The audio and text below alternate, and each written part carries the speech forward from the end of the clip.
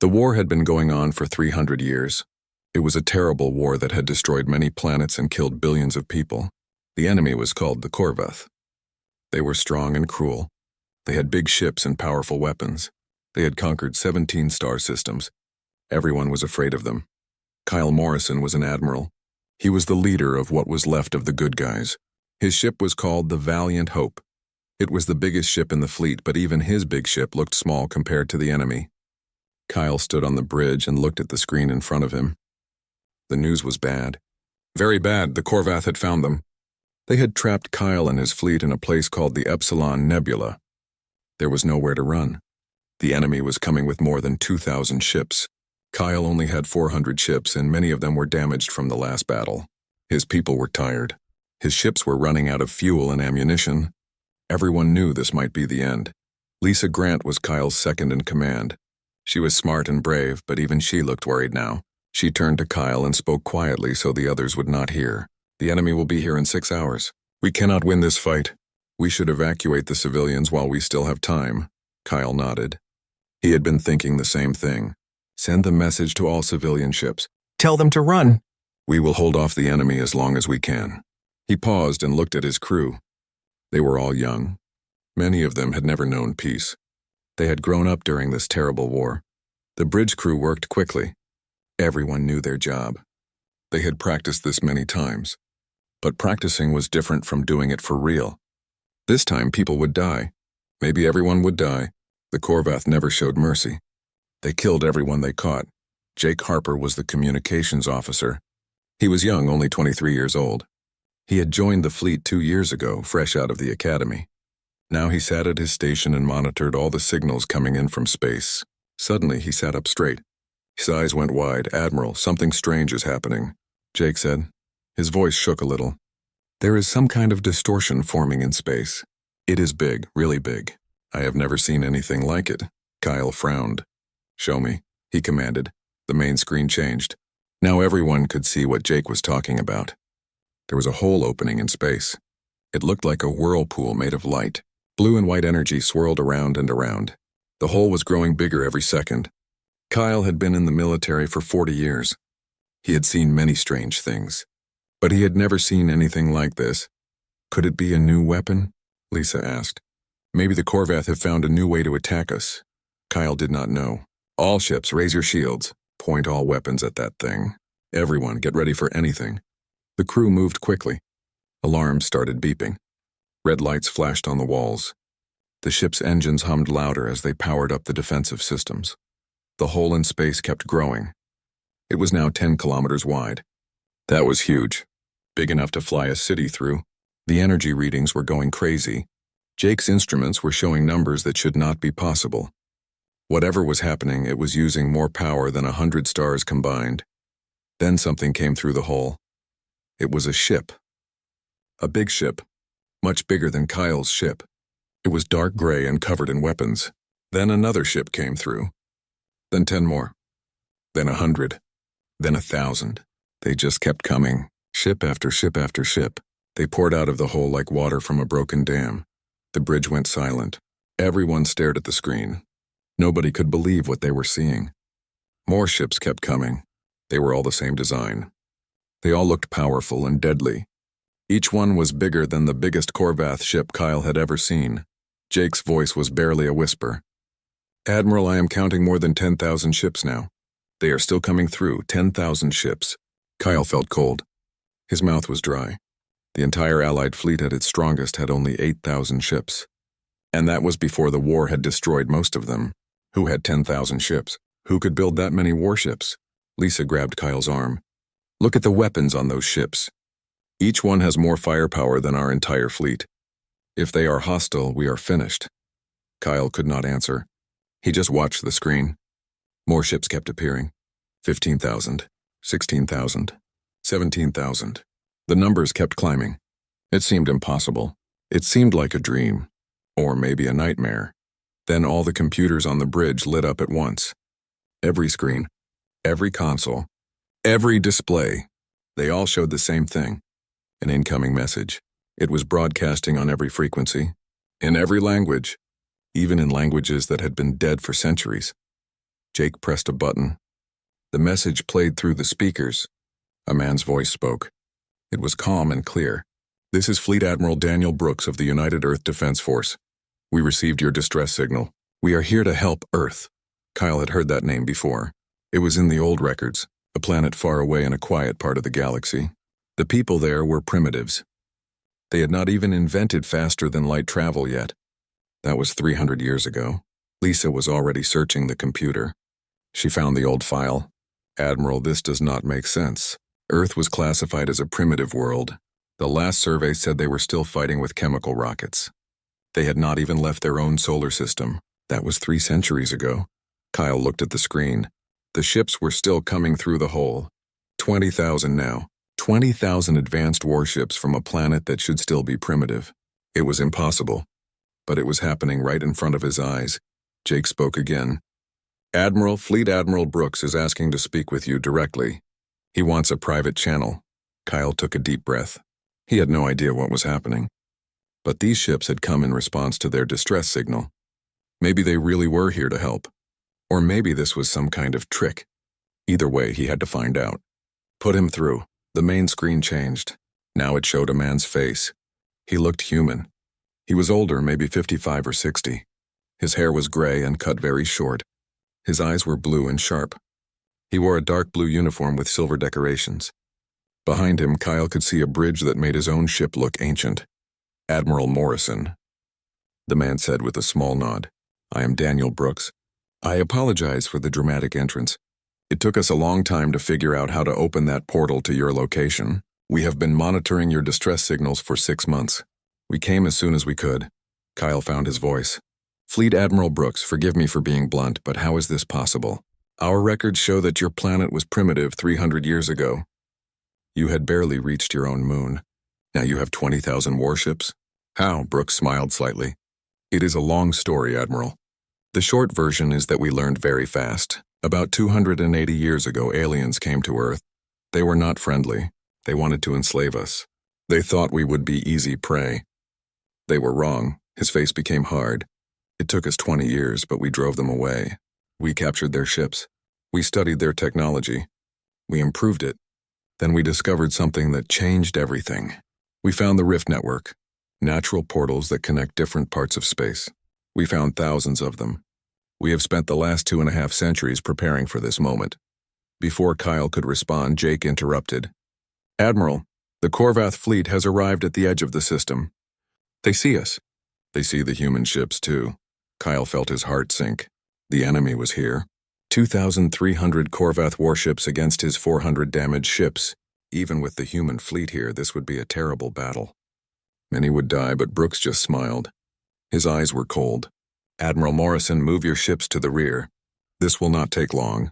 We are going to end this war. Right here. Right now." The word Earth meant nothing to Kyle. He had studied every civilization in the galaxy. He knew about hundreds of different species and their home planets. But Earth was not on any of the important lists. It was just a small note in the old archives. A forgotten planet in a distant corner of space. Lisa was reading from the computer files. "Admiral, I found the old survey report. Earth is in a region called the Orion Arm. The survey was done 300 years ago. The report says the inhabitants were primitive. They had not invented faster-than-light travel. They were still exploring their own solar system with slow chemical rockets. The survey team classified them as pre-contact. That means we were supposed to leave them alone until they became more advanced." Kyle looked at the massive fleet on his screen. The count had reached 20,000 ships now. Each ship was huge and covered in weapons. 300 years ago, these people were using chemical rockets. Now they have this? It seems impossible. Jake interrupted them. "Admiral, Fleet Admiral Brooks wants to talk to you again. He says it is important." Kyle nodded. "Put him on the screen." Daniel Brooks appeared again. His expression was serious but calm. "Admiral Morrison, I know you have questions. I will try to answer them quickly. We do not have much time before the Korvath reach us, but you deserve to understand who we are and why we came." Kyle leaned forward. "Please explain. How did you advance so quickly? What happened to your people?" Brooks took a breath. 280 years ago, Earth was a peaceful world. We had problems, yes. Wars, poverty, disease. But we were working on them. Then one day ships appeared in our sky, alien ships. We tried to communicate with them. We thought it was first contact. We thought we were meeting our cosmic neighbors. We were wrong. His voice became hard. They attacked without warning. They destroyed 3 of our cities in the first hour. Millions died. They sent us a message. It was simple. Surrender or be destroyed. They wanted our planet. They wanted our resources. They saw us as animals, less than animals. They thought we would give up immediately. Kyle felt a chill. He knew that story. It was the same story that had happened to dozens of worlds during the Korvath War. What did you do? We fought back, Brooks said simply. Every nation on Earth united. Every person worked together. We had no chance of winning with our technology, so we had to get better technology. We captured one of their scout ships. Just one, but that was enough. Our scientists worked day and night. They took apart every piece of that ship. They learned how it worked. Then they built new weapons based on what they learned. Lisa was listening carefully. How long did the war last? 20 years, Brooks replied. It was the longest, bloodiest war in human history. We lost 2 billion people. Half our cities were destroyed. But we never gave up. We learned to fight in space. We learned to build ships. We learned to use energy weapons and shields. And slowly, we started to win. The aliens had better technology, but we had something they did not have. Determination, desperation. We were fighting for our survival. He paused. After 20 years, we drove them away. We destroyed their fleet. We took their technology. And then we made a decision. We decided that Earth would never be vulnerable again. We would become strong. We would explore space. We would find threats before they found us. Kyle was beginning to understand. But how did you build 20,000 ships? How did you advance so fast? We discovered the Rift Network, Brooks said. During the war, we captured more alien ships. We found maps in their computers. Maps that showed strange pathways through space. Natural portals that connect different regions of the galaxy. The aliens knew about a few of them. But we found more, hundreds, then thousands. These rifts let us travel across vast distances instantly. We could explore the galaxy without spending decades traveling between stars. Lisa's eyes went wide. That is incredible. If you can travel anywhere instantly, you could build an empire across the entire galaxy. We could, Brooks agreed. But we chose not to. We are not conquerors, Commander. We learned a hard lesson during our war. We learned that the galaxy can be a dangerous place. We learned that there are species out there who will destroy you just because they can. But we also learned something else. We learned that every species has value. Every civilization deserves to exist. Every people deserve freedom. He looked directly at Kyle. 6 months ago, we detected distress signals coming from this region of space. We monitored them. We studied them. We learned about the Korvath War. We learned about the billions who had died. We learned about entire civilizations being destroyed. And we made another decision. We decided that humanity would not stand by and watch genocide happen. We would help. Even if it meant revealing ourselves to the galaxy. Even if it meant risking our own safety. Kyle felt something he had not felt in years. Hope. You came all this way to help strangers? We came because it was the right thing to do, Brooks said firmly. We came because we remember what it was like to face annihilation. We came because no one helped us when we needed it. We had to fight alone. We decided that no other species should have to do the same. Before Kyle could respond, Jake spoke urgently. Admiral, the Korvath fleet is getting closer. They will be in weapons range in 10 minutes. They are charging their weapons. They are preparing to attack. Brooks' image turned slightly. How many Korvath ships? Kyle checked his display. 2,300 ships. They are their biggest battle cruisers. Each one has enough firepower to destroy a planet. Brooks nodded calmly. Admiral Morrison, I am sending you our communication frequencies. Move your fleet behind ours. Get your people out of the line of fire. This will be over quickly, Kyle hesitated. Fleet Admiral, even with your numbers, this will be a difficult battle. The Korvath are experienced warriors. They have been fighting for 300 years. They know every trick, every tactic. They will not surrender easily. Brooks smiled. It was not a warm smile. It was the smile of a predator. Admiral, we have been preparing for this moment for 260 years. We have trained for every scenario. We have built weapons specifically designed to end conflicts quickly and decisively. The Korvath have experience. We have something better. We have overwhelming superiority. Lisa looked at Kyle. She spoke quietly. Admiral, I recommend we follow his instructions. Our ships are damaged. Our crews are exhausted. Let the humans fight. If they fail, we can still mount a final defense. Kyle knew she was right, but it felt wrong to hide behind someone else. He had been fighting this war for 20 years. He had led his people through countless battles. Now at the end he was supposed to just watch, but he was also a practical man. His people were tired. His ships were broken. If the humans wanted to fight, he should let them. All ships follow the human fleet's instructions. Move to the rear. Maintain defensive positions, but hold your fire unless ordered. The Allied fleet began to move. Slowly, carefully. They positioned themselves behind the massive human armada. Kyle watched his screen as 20,000 human warships formed into perfect battle lines. They moved with precision. Every ship in exactly the right place. It was like watching a ballet, deadly and beautiful at the same time. Jake was monitoring the Korvath communications. Admiral, the Korvath are broadcasting. They are demanding that the humans surrender and leave immediately. They say this sector belongs to the Korvath Dominion. They say anyone who interferes will be destroyed. Kyle almost laughed. The Korvath had no idea what they were facing. They thought this was just another enemy to crush, just another civilization to conquer. They were about to learn how wrong they were. Brooks's voice came through the speakers again. This time he was broadcasting to everyone. To the Korvath fleet, to the Allied ships, to everyone listening. This is Fleet Admiral Daniel Brooks of the United Earth Defense Force. To the Korvath. You have 5 minutes to power down your weapons and retreat. This war is over. If you attack, you will be destroyed. There will be no negotiation.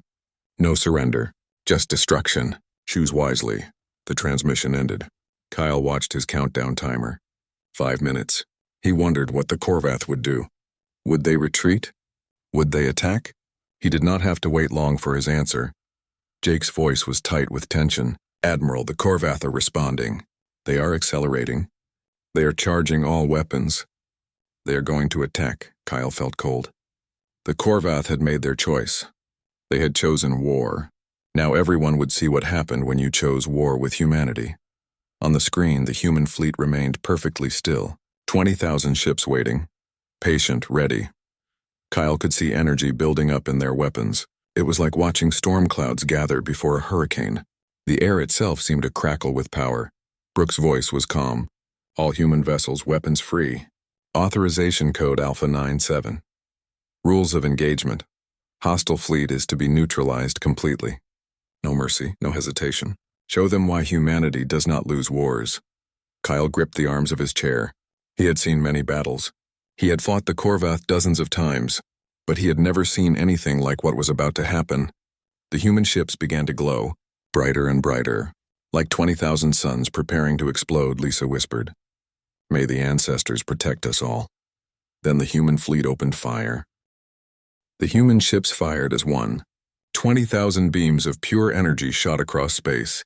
They moved faster than Kyle could follow. One moment the space between the fleets was empty. The next moment it was filled with blinding light. The beams were huge. Each one was wider than a Korvath battlecruiser. They looked like spears thrown by gods. The Korvath shields tried to stop them. These were shields that had withstood attacks for 300 years. Shields that had protected Korvath ships through countless battles. They were supposed to be unbreakable. They lasted less than a second. The human weapons tore through them like they were made of paper. Behind the shields were the Korvath ships themselves, massive warships made of the strongest metals in the galaxy, armor plating that could survive nuclear explosions.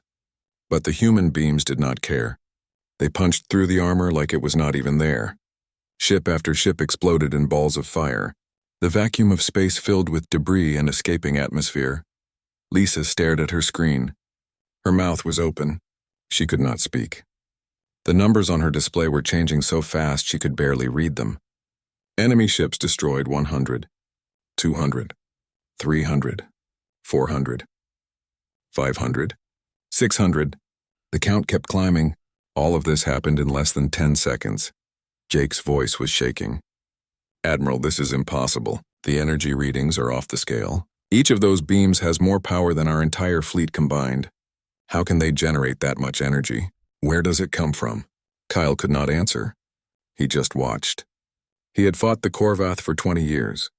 He had seen them destroy planets. He had seen them crush entire fleets. He had thought they were unstoppable. Now he watched them die like insects caught in a firestorm. The Korvath tried to fight back. They fired everything they had. Plasma cannons that could melt mountains, missile batteries that could level cities, particle beams that could cut through solid rock. Thousands of weapons firing at once. The space between the fleets filled with deadly fire. Any normal fleet would have been destroyed in seconds, but the human fleet was not normal. The Korvath weapons reached the human ships and simply disappeared. They vanished, like they had never existed. Lisa checked her instruments 3 times. She could not believe what she was seeing. The weapons are being redirected. The human ships have some kind of defensive field. It is bending space itself. The Korvath attacks are being sent somewhere else. Maybe into another dimension. I do not know. This technology is beyond anything I have ever seen. The human fleet fired again. The second volley was even more devastating than the first. This time they were not just aiming for individual ships. They were targeting specific weak points, engines, reactors, weapon systems. The human computers had analyzed the Korvath ships and found every vulnerability, every flaw, and now they were exploiting them with surgical precision. Korvath ships began to explode from the inside. Their reactors overloaded. Their fuel tanks ignited. Their ammunition stores detonated. Some ships were torn in half. Others simply vaporized. The destruction was total, complete, final. Kyle looked at the timer on his screen. 2 minutes had passed since the battle started. In those 2 minutes, the human fleet had destroyed over 1,000 Korvath ships. 1,000 ships that had taken decades to build. Ships that had conquered planets and destroyed civilizations. Gone in 2 minutes. On the Korvath command ship, Supreme Commander Vexthor watched his fleet die. He had been a warrior for 50 years. He had fought in 100 battles. He had conquered 20 worlds. He had thought he had seen everything war could offer. He was wrong. His tactical officer was screaming numbers at him. We have lost 60% of the fleet. Shields are ineffective. Weapons cannot penetrate their defenses. We cannot win this battle. We need to retreat. We need to run, now. But Vexthor was frozen. He could not move. Could not think. His entire worldview had just been shattered. The Korvath were supposed to be the strongest. They were supposed to be unbeatable. They had proven it over 300 years of conquest. But now, facing these humans, they were nothing. Less than nothing. They were prey. The human fleet fired a 3rd time. This volley was different. Instead of beams, the human ships launched some kind of pulse. A wave of electromagnetic energy that washed over the remaining Korvath vessels. Every system on every ship shut down at once. Engines died. Weapons went offline. Life support failed. The Korvath ships drifted in space, dark and silent. Dead. Lisa checked her readings. They hit them with an electromagnetic pulse. It overloaded every electronic system on those ships. The ships are intact but completely powerless. The crews are probably still alive, but they cannot do anything. They cannot move. Cannot fight. Cannot escape. Jake was looking at his timer. The battle had lasted 4 minutes and 37 seconds. In that time, the human fleet had destroyed 1,800 Korvath ships and disabled 500 more. Not a single human ship showed any sign of damage. Not even a scratch. It was not a battle. It was an execution. Brooks' voice came through the speakers. Calm. Professional. Like he had just finished a routine exercise. This is Fleet Admiral Brooks to all surviving Korvath vessels. Your fleet has been neutralized. You are now prisoners of war. You will be boarded shortly. If you resist, your ships will be destroyed with you inside them. If you cooperate, you will be treated fairly according to the laws of war. The choice is yours. He switched frequencies. To all coalition forces, you are safe now. Medical ships are en route to help with your wounded. We will also provide supplies and fuel. Rest, recover. This war is over. Kyle sat in his command chair. His mind was numb. He could not process what he had just witnessed. 300 years of war. Billions dead. Entire civilizations destroyed. Planets turned to ash. And humanity had ended it in less than 5 minutes. 5 minutes. That was all it took. Lisa was crying. She did not try to hide it. Tears ran down her face as she stared at the screen. "It is over," she whispered. "After all these years, it is finally over." Jake was shaking. His hands trembled as he worked his console. "Admiral, I am receiving messages from all over the fleet. Everyone is asking the same question. What just happened? Who are these humans? Where did they come from?" Kyle did not have answers. He looked at the human fleet on his screen. 20,000 ships, not one of them damaged. They had fought the most powerful military force in the galaxy, and won without taking a single casualty. It was beyond comprehension. Brooks's face appeared on the screen again. "Admiral Morrison, I know you have many questions. I will answer them all. But first, your people need help. I am sending medical teams to your ships. We have food, water, fuel, and supplies. We will help you repair your damaged vessels. Take care of your people. We will talk more later." Kyle nodded slowly. "Thank you, Fleet Admiral. Thank you for everything." Brooks smiled. It was a warm smile this time. "You are welcome. No one should have to face annihilation alone. We came here to help, and we will see this through to the end. The Corvath will never threaten anyone again. I give you my word." The transmission ended. Kyle looked around his bridge. His crew was exhausted. Many were injured. They had been fighting for so long they had forgotten what peace felt like. But now maybe they could rest. Maybe they could heal. Maybe they could rebuild. Lisa stood up and walked to the viewport. She looked out at the human fleet. "They saved us," she said quietly. "A species we did not even know existed. They came across the galaxy just to help us. Why would they do that?" Kyle joined her at the window. "I do not know, but I intend to find out. These humans are not like anyone we have met before. They have power that could conquer the entire galaxy, but they use it to save people instead. That tells me something important about who they are, about what they value." Jake approached them. "Admiral, human medical teams are arriving now. They are asking permission to come aboard." "Permission granted," Kyle said. "Tell them we are grateful for their help." And Jake spread the word to the entire fleet. "The war is over. We survived, thanks to our new friends from Earth." As the human medical teams began boarding the Allied ships, Kyle watched the disabled Corvath vessels floating in space. For 300 years, those ships had been symbols of terror, instruments of genocide. Now they were nothing but debris, scrap metal waiting to be collected. The Corvath had thought they were unstoppable. They had thought their military might made them invincible. They had learned a hard lesson today. There is always someone stronger. Always someone more advanced. Always someone who will stand up to bullies. Kyle smiled for the first time in years. Today that someone was humanity, and he was very glad they were on his side. 3 days after the battle, Kyle found himself on a shuttle heading toward the human flagship. The ship was called the UEDF Endeavor. It was massive, bigger than any ship Kyle had ever seen. As his shuttle approached, he could see weapon systems and sensor arrays that covered every surface. This was a ship built for war, but it was also a ship built to last, to endure, to protect. Lisa and Jake were with him. Brooks had invited them to meet with his command staff. Kyle was nervous. He was about to board an alien ship, a ship from a species that could destroy his entire fleet without effort. But Brooks had been nothing but helpful since the battle. The human medical teams had saved hundreds of lives. The human engineers had helped repair damaged ships. The humans had given them food and supplies without asking for anything in return. The shuttle landed in a huge hangar bay. As Kyle stepped out, he looked around in amazement. The hangar was clean and organized. Everything had a place. Everything was efficient. Human crew members moved with purpose. They wore dark blue uniforms and worked with quiet confidence. A woman in a colonel's uniform approached them.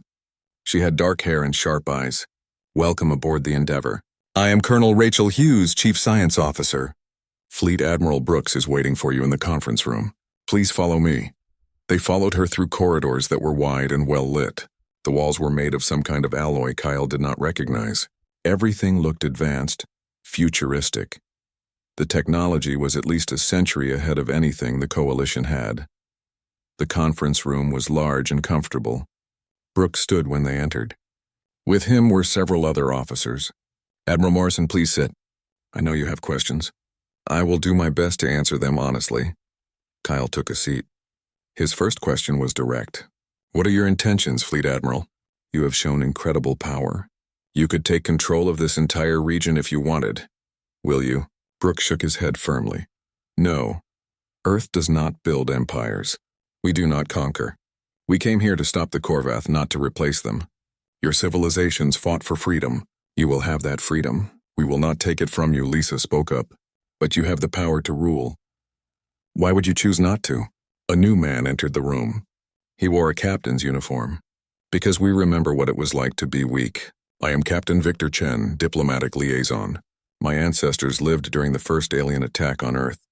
They told stories about how close we came to extinction, how terrifying it was to face an enemy we could not beat. We learned something important from that experience. We learned that power should be used to protect, not to dominate. He sat down. When we were attacked, we were alone. No one came to help us. We had to save ourselves. It took 20 years and cost 2 billion lives. We decided that no other species should have to go through that alone. When we heard your distress signals, we knew we had to help, not because we wanted something from you, but because it was the right thing to do. Colonel Hughes activated a holographic display. It showed a map of the Korvath territories, 17 star systems, hundreds of planets, billions of beings living under Korvath rule. We have already started planning the liberation. It will take time, maybe years, but we will free every world the Korvath conquered. We will help them rebuild, help them recover. Kyle studied the map. What will happen to the Korvath themselves? They are a warrior race. Fighting is their entire culture. You cannot just change that overnight. Brooks nodded. You are right. That is the difficult part. We have dealt with similar situations on Earth. Throughout our history, there have been nations and peoples who built their societies on war and conquest. Changing them required patience, education, time. We cannot force the Korvath to become peaceful. They have to choose that path themselves. But we can create conditions that make peace more attractive than war. How? Jake asked. How do you make peace attractive to a species that has only known war for centuries? Hughes answered. By showing them what they can achieve without war. By teaching their children different values. By giving them opportunities to succeed through cooperation instead of conquest. It will not be easy. Many Korvath will resist, but we believe it can be done. We have to believe it because the alternative is genocide, and we will not commit genocide. No matter what, Kyle felt respect for these humans. They had the power to wipe out the Korvath completely, but they chose the harder path. The path of rehabilitation instead of revenge. That showed wisdom beyond their years. Or maybe it showed that humanity had learned from hard experiences. Brooks leaned forward. Admiral Morrison, I want to be honest with you. Our intervention here will change everything. Other civilizations will hear about what happened. Some will welcome us. Others will fear us. We need help navigating the politics of this region. We need allies who understand the local cultures and histories. We need the coalition. You want us to be intermediaries. Kyle realized. To help you understand this part of the galaxy, more than that, Brooks said, we want to help rebuild the coalition, make it stronger. Not just as a military force, but as a true alliance. We will share our technology, our resources, our knowledge. In return, we ask for your help in understanding this galaxy and its people. We ask for your friendship. Lisa looked skeptical. You will share your technology? That seems too generous. What is the catch? Chen smiled. No catch. We believe that everyone benefits when knowledge is shared. A rising tide lifts all boats. If we help you become stronger, you can help others. Peace spreads through cooperation, not through one powerful species controlling everyone else. Jake had been quiet, but now he spoke. Why? Why are you really doing this? You could have stayed hidden. Stayed safe. Why risk everything for strangers? Brooks looked at Jake directly. Because we received a distress signal. Because people were suffering. Because it was the right thing to do. He paused. Lieutenant, humanity almost destroyed itself many times in our history. We fought wars over resources. Over ideology, over land. We nearly made our planet uninhabitable. We learned something from all that pain and suffering. We learned that we are all connected. That the suffering of any people affects us all. That we are stronger together than apart. The room was quiet. Kyle felt something he had not felt in a long time. Hope. Real hope for the future. These humans were offering something incredible. A chance to rebuild. A chance to create something better than what came before. We accept your offer. Kyle said firmly. The coalition will stand with Earth. We will work together to build a better future for all species. Brooks smiled and extended his hand. Kyle took it. It was a human gesture of friendship, of agreement, of trust. And in that moment, Kyle knew that everything had changed. The old war was over. A new era was beginning. Hughes pulled up more displays. We have already begun preliminary surveys of the Korvath territories. We have identified the most urgent needs: medical supplies, food, infrastructure, repair. We have ships ready to begin humanitarian missions immediately. Lisa studied the data. This is impressive. You work fast. We had time to prepare, Chen explained. We spent 6 months planning this intervention. We knew we would need more than just military force. We would need supplies, personnel, and strategies for reconstruction. We brought everything we need to help these worlds recover. Kyle was amazed. They had thought of everything. These humans were not just warriors. They were planners, organizers. They understood that winning a war was only the first step. The real work came after. Brooks stood up.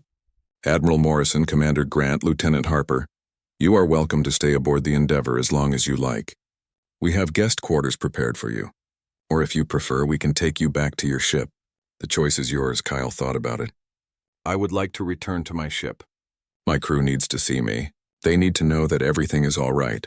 But I would like to return tomorrow if that is acceptable. There is much we need to discuss, of course. Brooks agreed.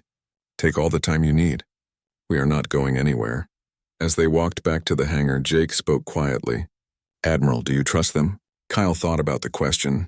Yes, I do. They could have conquered us easily. They could have demanded payment for their help. They could have enslaved us. Instead, they offer friendship and assistance. That tells me everything I need to know about their character. Lisa nodded. I agree, and did you notice? They keep talking about learning from mistakes, about their own dark history. They are not perfect. They do not pretend to be. They are just trying to do better. That makes them more trustworthy, not less. The shuttle took them back to the Valiant Hope.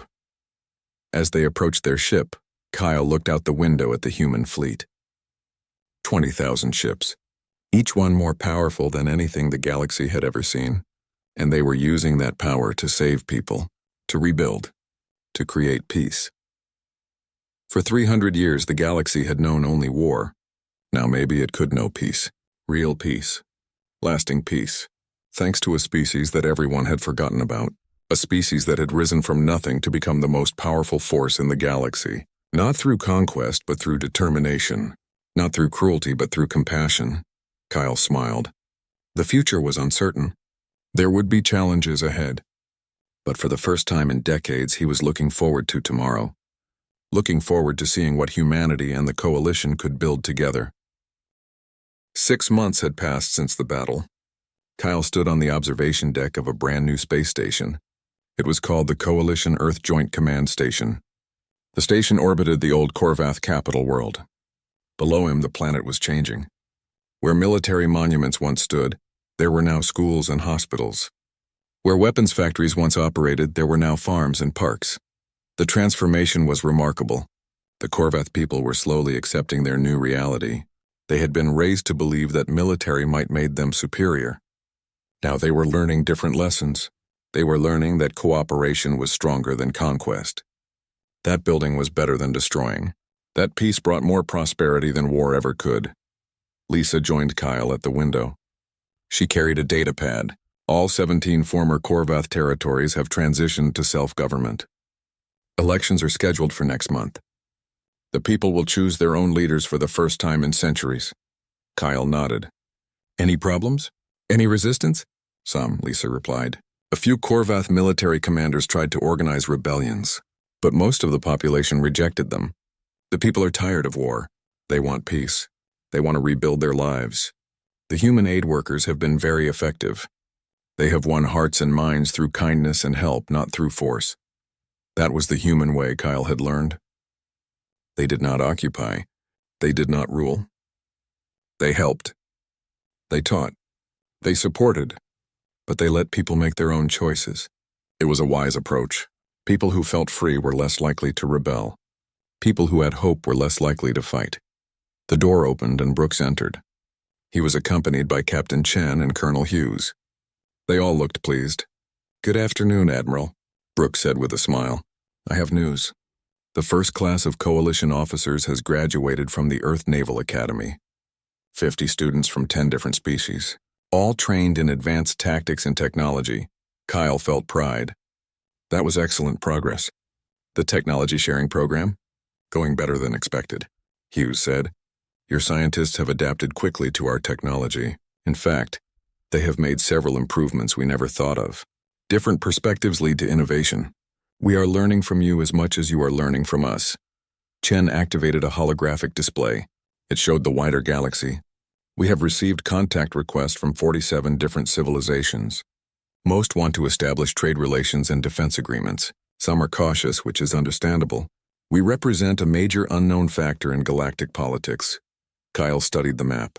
It was amazing how much had changed. 6 months ago, the Coalition was facing extinction. Now they were part of something that could reshape the entire galaxy. The universe was bigger than he had imagined. And humanity had opened doors to parts of it that had been closed for centuries. Jake rushed into the room. He looked excited. Fleet Admiral, you need to hear this. We have received a message from the Galactic Core, from a civilization called the Ancients. They have been watching the events here. They are impressed by how the war ended. They want to meet with us, the Ancients," Chen repeated slowly. "According to our research, they are one of the oldest civilizations in the galaxy. They have avoided contact with younger species for thousands of years. If they are reaching out now, it must be important. What do they want?" Kyle asked. Jake read from his datapad. "They propose the formation of a galactic council, a body that would help mediate disputes between civilizations, prevent conflicts before they turn into wars. They want humanity and the Coalition to be founding members." Brooks and Kyle looked at each other. This was unexpected. A galactic council. It could change everything. It could create a framework for lasting peace across the entire galaxy. "What do you think?" Kyle asked Brooks. Brooks thought carefully. "I think it could work. We came here to end a war. But maybe we were meant to do more. Maybe we were meant to help build something that prevents future wars. A council of equals working together for peace." Lisa spoke up. "The Coalition has always been reactive. We responded to threats as they appeared. But a galactic council could be proactive. We could identify problems before they become wars. We could mediate before violence starts," Hughes added. "It would also provide checks and balances. No single species should have unchallenged power. Not even humanity. A council of equals would ensure that decisions are made fairly, that no one civilization dominates the others." Brooks looked out at the planet below. 6 months ago, we opened a portal and ended a war. Today, we have a chance to create something that could prevent future wars. A chance to unite different civilizations not through force, but through cooperation. He turned to Kyle. "Admiral Morrison, on behalf of Earth, I propose that our two peoples jointly sponsor this galactic council. We will invite all willing civilizations to participate as equals. We will share our strength and our vision of a peaceful galaxy." Kyle felt the weight of this moment. His answer would shape the future of the galaxy. He thought about all the people who had died in the war, all the civilizations that had been destroyed, all the children who deserved to grow up in peace. "On behalf of the Coalition, I accept," Kyle said firmly. "Let us build this council. Let us create a galaxy where peace is normal, not rare, where differences are celebrated, not feared, where no one faces extinction alone." The group stood together looking at the stars. Somewhere out there, the Ancients were waiting. Other civilizations were watching. The galaxy was changing, and humanity, the species that had been forgotten and dismissed, was at the center of that change. Chen pulled out his datapad. "I will start drafting the council charter. We should include provisions for conflict resolution, mutual defense, technology sharing, and cultural exchange. Add education programs too," Hughes suggested. "Exchange programs, universities, research initiatives that bring different species together. Knowledge sharing is the foundation of peace," Lisa added. "We should also establish basic rights that all members must respect. Freedom, justice, protection for the weak. If we are building something better, we need strong principles." Brooks nodded. "All excellent ideas. This council will be built on the best values from all our civilizations. We will learn from each other's successes and mistakes." Jake checked his messages. The Ancients have confirmed the meeting location. They propose neutral space exactly midway between the core and the outer rim. They suggest 3 months from now. That gives everyone time to prepare. 3 months, Kyle thought. Barely enough time to heal from war, but maybe that was good. They should move forward while the memory of suffering was still fresh, while everyone still remembered the cost of conflict. As the group discussed plans, Kyle's mind drifted. He remembered that moment 6 months ago when the portal opened. He had thought it was the end. The final battle. The last stand. Instead, it had been a beginning.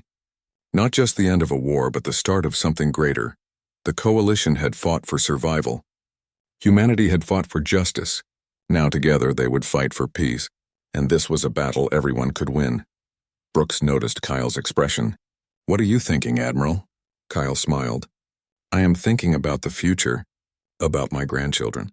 They will grow up in a galaxy I could never have imagined, a galaxy where humanity is a force for good, where the coalition thrives, where peace is possible." Lisa stepped forward. "To the Galactic Council, may it bring peace to all civilizations to the Council," everyone repeated. Outside the window, ships from many species moved through space together. Former enemies worked side by side. Scientists shared discoveries. Engineers collaborated on projects that would benefit everyone. It was not perfect. There were still tensions, still wounds that needed time to heal, but it was progress. And at the center of it all was humanity, the species that everyone had underestimated. The species that had faced extinction and survived. The species that had emerged from the portal with enough power to conquer the galaxy, but chose instead to save it. That was humanity's greatest strength.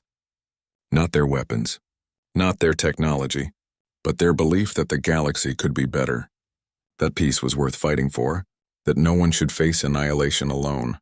The war had ended in minutes, but the real work had only just begun. Building peace would take years, maybe decades. But for the first time in centuries, the galaxy had hope, real hope for a better future. Kyle looked at his companions.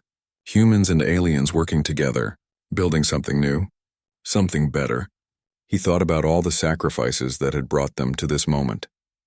All the lives lost, all the pain endured. It had not been in vain. From that suffering had come wisdom. From that darkness had come light. The Korvath had thought they were invincible. They had learned they were not. But they had also learned something more important. They had learned mercy. They had learned that their conquerors could have destroyed them, but chose not to. That lesson would shape their civilization for generations to come. Brooks walked to the window and stood beside Kyle. "We did it, Admiral. We ended the war. We saved billions of lives. We gave the galaxy hope, we did." Kyle agreed. "But you did most of the heavy lifting. Without humanity, the coalition would have been destroyed. We owe you everything." Brooks shook his head. "We helped each other. That is what allies do. And now we will continue to help each other. We will build this council. We will create lasting peace."